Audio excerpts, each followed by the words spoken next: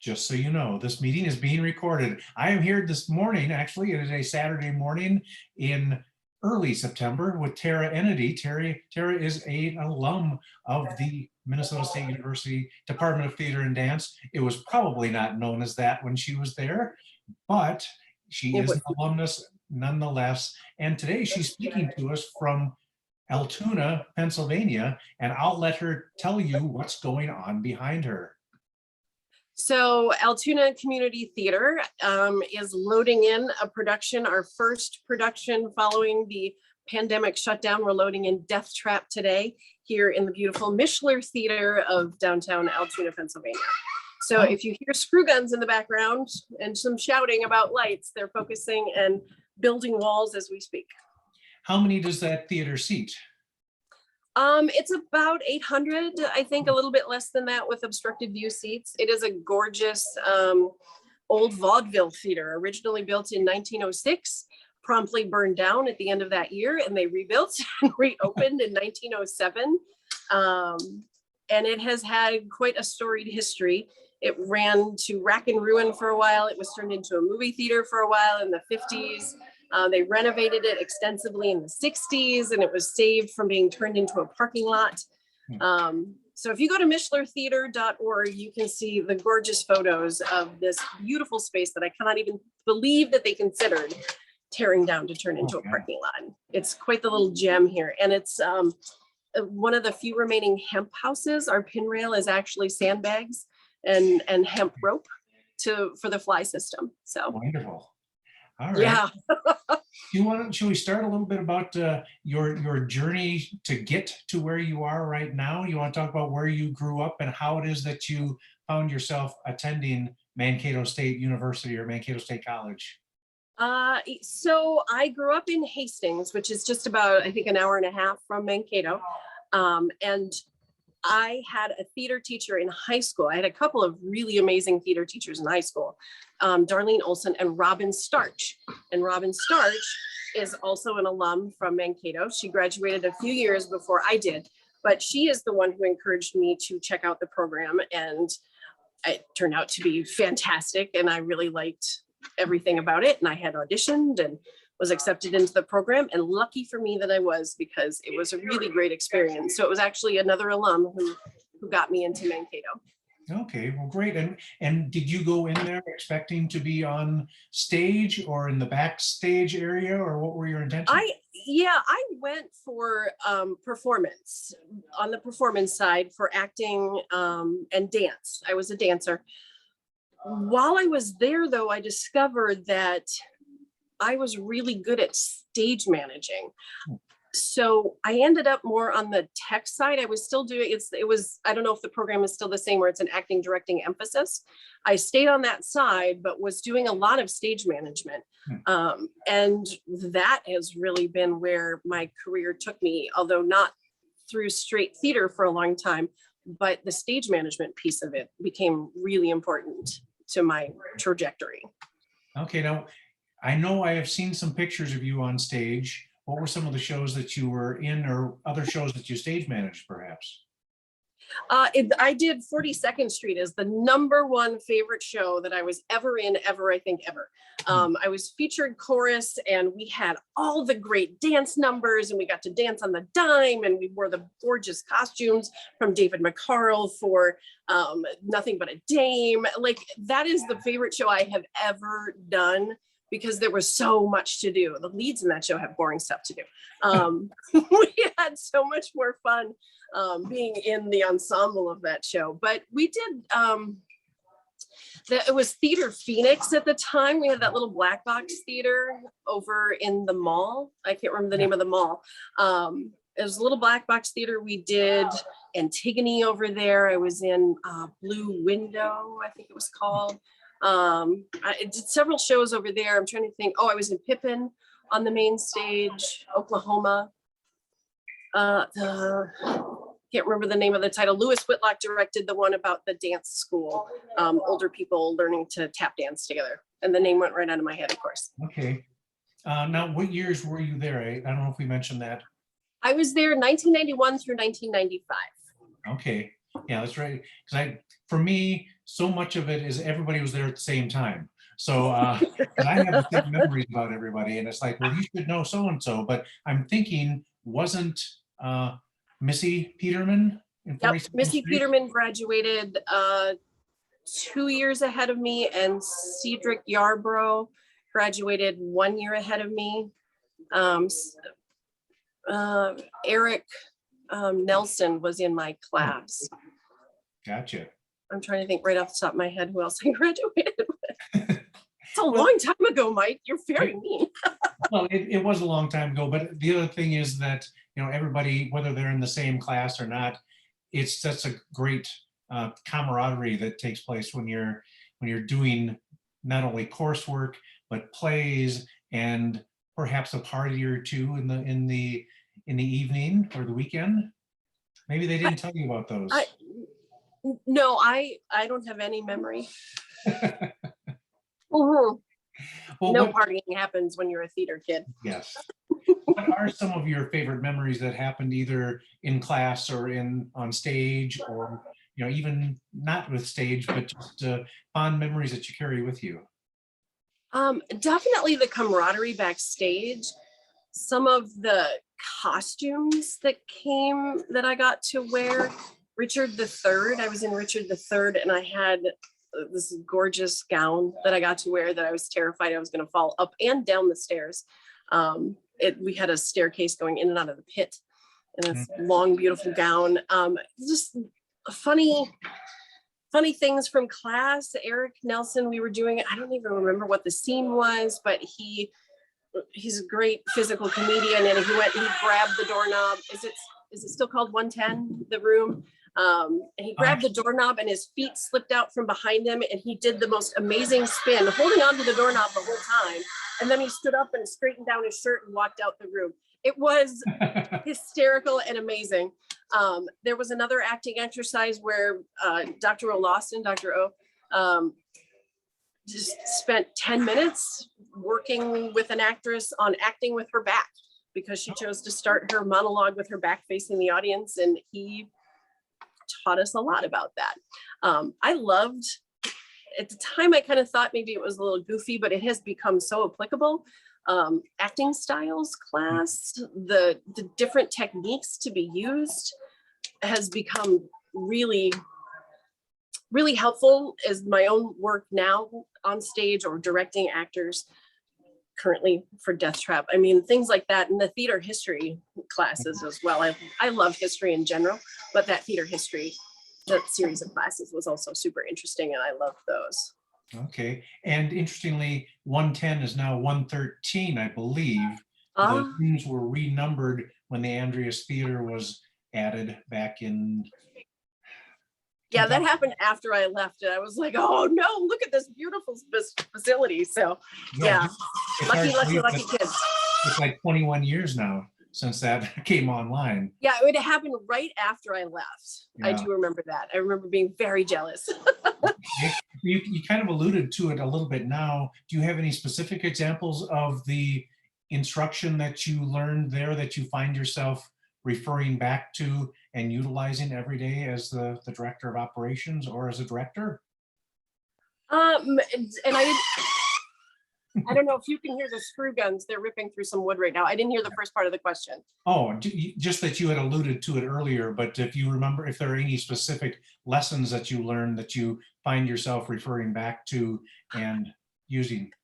Yeah, and again, it sounds, at the time it was so uncomfortable and strange, but we did a whole series in acting styles about what kind of tree is your character and what kind of animal is this character. And it's, at the time I was like, what is this nonsense? But as I've done different roles throughout my, time on stage, I'm like, oh, okay, this woman is the matriarch of the family. She is the one who is grounded and rooted. So that has affected my choices about posture or how I move or how I stand. What kind of animal, like if you're feeling caged in a corner, like are you moving like a ferret or whatever? Things like that are easily relatable to in this community theater environment that I'm working now, in which I'm working now, like not trained, not professionally trained actors, it's easier to relate that as a director to them. Like, okay, I am specifically blocking you to be in this corner. And so what does that make you feel like? Like, are you feeling caged like an animal? Like that kind of, more easily relatable. And again, as an acting exercise at the time, 25 years ago, it felt stupid, but now I'm like, oh yeah, I get it. It makes it a lot more relatable, and it gives me something that's easily transferable. You know what I mean? It's easy to describe. Yeah, and sometimes I know it's the context. We've now got, got 25 more years of context to put things into, because I can remember talking to one of the students who was, I think it was 10 Little Indians or whatever the version of that is without the Indians in the title. And the guy who was playing the butler, he was just, slowly moving around. And I said, Joe, out of curiosity, what age do you see your character as being? And he said, oh, like 50 or 55. And at the time, that was my age. And we had a dance instructor who was that age. And I said, do you think of us as moving like that? Now I do, just a few short years later. But at the time, it was interesting to see how he perceived his character. Yeah, I actually have I don't know, he's a 30 some odd actor who's playing up about 20 years. And at one point he's sort of moving ponderously, and I'm like, I'm not that much younger than the character you're playing, so please don't do that. Yeah. But all of that comes from life experience and and stage experience, for that matter.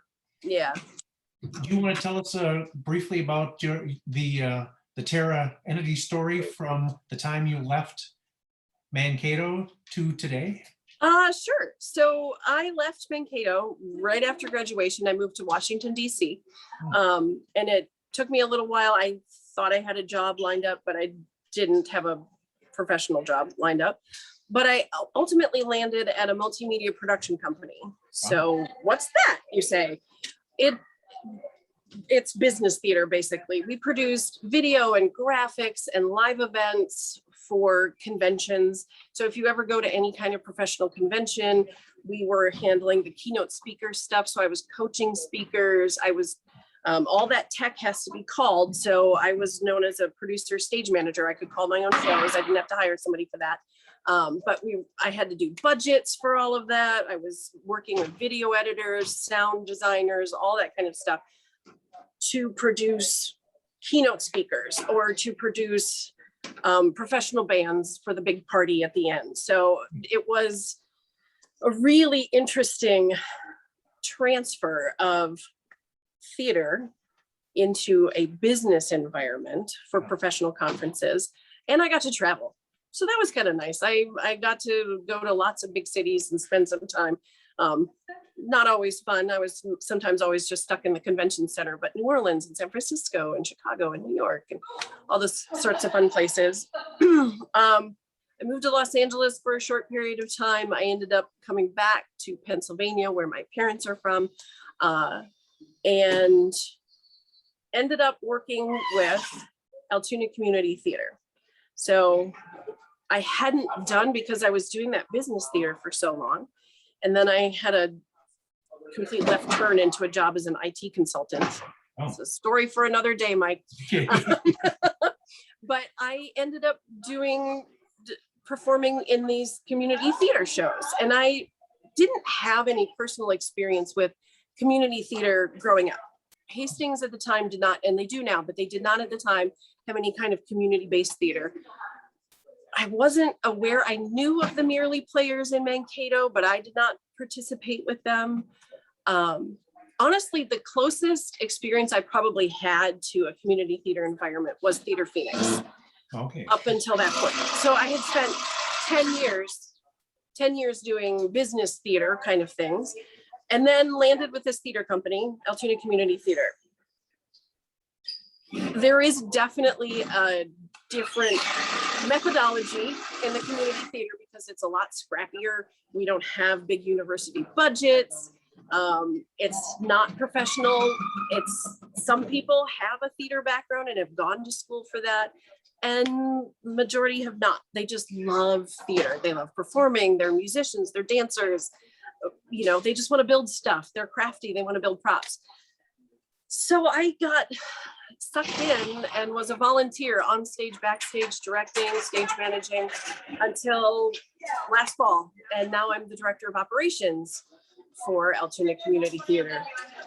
And what does that include? Maybe checking on lighting or? Yeah, I know Jen is somewhere around here doing focus. Oh, okay. And so Yeah. what does your job entail? I should probably check on the progress. We do have walls, so that's exciting. Good, yeah. So I'm directing this production of Death Trap, which is why I'm a little concerned about what's happening. Gotcha. Well, that makes sense. What else are your tasks as director of operations? What are my tasks as director of operations? So we have 2 full-time staff members at Altoona Community Theater, myself and the administrative assistant and bookkeeper. So I am chief cook and bottle washer. It's everything. It's everything from helping manage and design the budget for the following year. We have a board of directors, so I answer to the board of directors, and we have a finance committee, and I have to work with all of the different subcommittees to manage the finance and the marketing, and now we have no lights. I hope you can still see me. And theatrical properties, and we own a big 3-story building here in downtown Altoona. So it's also the building, managing the building. I was just pulling weeds this morning outside. It's everything. It's a lot of fun. And the one thing that I wish, I don't think there was even an offering within our department at the time, but I don't know in the university, because who knew I was going to end up here. That I wish I had taken a grant writing class. I've been writing grants, and that's all that reporting and everything. So that's not something that I had a ton of experience with until I got this job, but I'm learning very fast. All right, yeah, it's kind of out of necessity, but in one way, the nice part was you were not dropped into the middle of an operating season. You were in a pandemic, and you had to, what did you do when you started? So yeah, during the lockdown, there was a different executive director at the top of the lockdown in March of 2020. And the organization kind of went silent for a few months until they decided that the pandemic wasn't really going to end, as we all sort of decided. And they realized that they needed to have a better presence. It's that Hawthorne effect. If you just are being present in the community so people don't forget you, then donations continue to come in and people still care that you exist. So we did produce a few virtual productions. We did Ray Bradbury's Kaleidoscope, which translated excellently to the Zoom environment. We did a kids show called Stuck, which was specifically written for a virtual environment. We did, I have a comedy group with some other people called Rail City Improv. We did improv by Zoom just to keep us out in the open. Our general membership meetings all went by Zoom. Our board meetings all went by Zoom. But we tried to stay active. We still had to fundraise. We still had to do things. So we got really creative with online reverse raffle fundraisers. Wow. We did a Christmas carol-a-thon last Christmas for some peer-to-peer fundraising. It worked. We came out of the pandemic in pretty decent financial shape. We're not in any danger of closing our doors. All right. And the board did an excellent job of stewarding the organization while we did not have somebody at the helm. So it's great. And I'm very, very happy to report that we have a full season planned. We do 4 main stage shows here in the Mishler Theater. And the first one opens in a couple weeks, Death Trap. So we are planning on going ahead full steam. No, we are adding things like a socially distant Saturday matinee. So if patrons want to change their tickets to, have more space between seats. Of course, that's very limited capacity, but we did add that as an option for our patrons. All right. So otherwise, you are full theater experience. Full Masks, theater experience. masks Yeah, are optional, of course, but they're not mandatory. correct. Yeah, the governor has not brought down any full masking mandates, and I live in a fairly conservative area that doesn't necessarily believe in the masking. So the nice thing is I had the Death Trap. This was actually a really great show to start with. It's a really small cast. It's a relatively small crew. And I know that everybody's vaccinated. So we haven't had an issue with that. Now, our next show, the board of directors did just decide to set a policy because it's Miracle on 34th Street and there will be kids, that face shields or masks should be worn throughout the rehearsal process until the very end, which just is safe and smart because the kids can't get vaccinated yet. So Yeah. All right. Any fears about doing a show called Death Trap in the current situation? we did come up with a funny advertising thing that I said we can't use, Okay. that coming to a show doesn't have to be a death trap. Come to our socially distant matinee. And I Gotcha. thought, no, that's too far.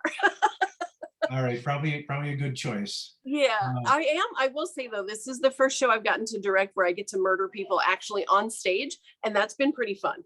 Okay. I can't believe it's never happened so far. Everybody's always died off stage, so I'm really excited to garrote someone and shoot somebody with a crossbow and bludgeon somebody to death. I have blood spray happening. It's Oh, pretty wow. cool. Yeah. Oh Okay. yeah, I'm making it a little bloody. All right. Well, you take a look at the movie theater, and it's not exactly light fare that's out there either. I think in many times art reflects the type of cultural situation we find ourselves in. Yeah, yeah, and it's because of the pandemic, we lost the rights to, we were supposed to do Clue in this slot. The rights became available and we immediately jumped on that like 2 years ago. Our artistic committee chooses the slate way in advance, but we lost the rights. So we ended up with our alternate selection, which is Death Trap. Maybe a comedy would have been a better choice at this time, but I don't know. I think anything. I had to say, when we were doing season renewals and I was talking to patrons and they were all first excited that we were coming back, that we had made it through, which felt so good to hear from our community. And we have amazing community support here, but also the reception to our season was really nice. I think Death Trap is probably the only title that people don't know, but they're like, wait, that sounds familiar. And then you tell them it was a movie with Michael Caine and Christopher Reeve, and they go, oh yeah. So I think it'll be okay. Like, we did really well with renewals on the subscriptions. So That's good. While we have this opportunity and while I think about it, do you want to give us some information about where we can find out about Altoona Community Theater, website addresses, Facebook, all that stuff? Yep, we are on Facebook as Altoona Community Theater. And our website is altoonacommunitytheater.com. And my email address is tara@altoonacommunitytheater.com. And theater is spelled the fancy way, how I learned to spell it in Mankato, with the RE on the end. There you go. And like I said, if you want to find out more about this theater that we work in, that we're very lucky that my building is just across the alley from the Mishler. It's mishlertheater.org, MISHLER. Okay, so that is convenient. Your load-in does not involve transporting on trucks or. Oh. We're back. Or Yeah, no, it's right across the alley. It just means we need more hands to, our scene shop is on the second floor of our building. So we lower things on a winch out the alley. There's a hole out the wall and into the alley, or we push things out from the basement into the alley. That's where we should be. That sounds very interesting just to watch. Yeah, I'll send some pictures your way. Okay. Well, I guess I just wanted to find out, I'll close things up real quickly here just by asking how you feel Mankato has played a role in the life that you've chosen, and maybe a little plug, do the, was it Robin Starch? The plug to bring more people to the Mankato program. Yeah, the size of the program and the quality of the program absolutely have helped me be successful in all of the careers that I've had. And I know my parents were freaked out when I said I was going to be a theater major, but it has been so good on that. It taught me so many different skills through everything, but let alone the theater stuff. So now here I am, basically executive director of my own theater company here in Altoona, Pennsylvania, and community theater doesn't have to be a $50 budget. We have an annual operating budget of $320,000. So take a budgeting class, take a grant writing class, and go out and start your own theater company. How's that sound? All right. Well, that sounds great. They do have those opportunities here in, if not at MSU, at least in the area. So that's good advice. It's advice that I've heard from other alums as I've spoken with them. So Yeah. So thank you very much, Tara. I know it's a busy morning for you. I appreciate your taking the time. You and I have been plotting this adventure for a while, so it's nice that it worked out. Actually, a very good day to watch them build your death trap behind you. Yeah. Can I turn this a little bit to show people? Oh, great. There's my set. Oh, and actually the set designer is not an alum of what's it called now? Minnesota State University, Mankato. But Benedict Fancy is friends with somebody who was a tech person at Mankato, which is how I got my set design. Oh, wonderful. That is a class I wish I had taken as well. Set design. I wish I had paid more attention to that. Yeah, and there is a technical theater track now at MSU. The challenge, of course, is that while it is open to actors and directors and such, it has to be a limited size, and you have to be able to schedule it. Somebody else, yeah. Yeah, it's the time to take all the class. I wish I had more time to take all the classes I wanted to take. Yeah. Set design would have been a good one. Okay. All right. Well, thank you very much. We'll be checking out altoonacommunitytheater.com and find out more about your work there. So thank you very much. Thank you, Mike, so much. This was fun. All right. Well, I've stopped